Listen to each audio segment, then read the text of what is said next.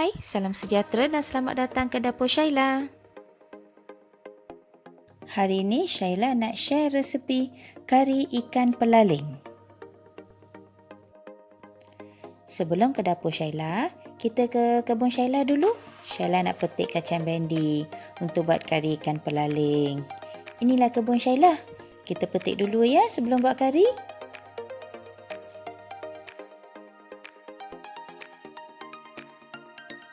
Bahan-bahan yang diperlukan: ikan pelaling 4 ekor, kacang bendi 5 biji,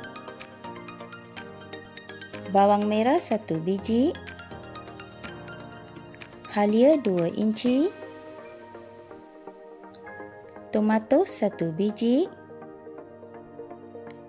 jintan manis 1 sudu kecil, biji sawi 1 sudu kecil, biji halba 1 sudu kecil,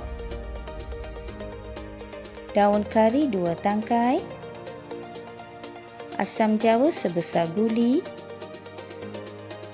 cili merah 1 biji, serbuk kari ikan 6 sudu besar dibancuh dengan 1 cawan air, kunyit hidup 5 inci, kelapa parut setengah biji,